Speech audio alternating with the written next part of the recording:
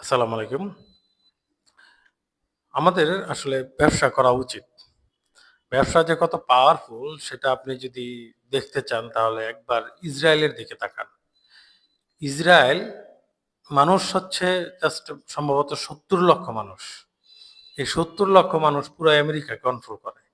এই ৭০ লক্ষ মানুষ সারা পৃথিবীকে এখন বর্তমান সময়ে কন্ট্রোল করতেছে। কিসের মাধ্যমে? এই ব্যবসার মাধ্যমে।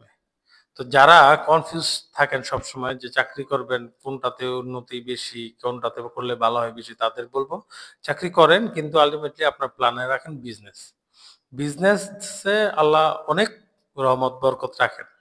তো যারা বিজনেস করবেন বা বিজনেস করতে চাচ্ছেন তাদের জন্য তো ভালো, যারা করতে না চান তাদেরও বলব যে আপনারা একটু বিজনেসকে চেষ্টা করেন, বিজনেস নিয়ে চিন্তা ভাবনা করেন। দেখবেন যে আপনার বিজনেসে আ এমন জায়গা থেকে টাকা চলে আসে, এমন সময় টাকা চলে আসে তখন আসলে আপনি নিজেই অবাক হয়ে যাবেন।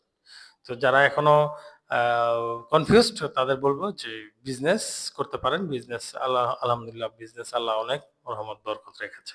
আসসালামু আলাইকুম।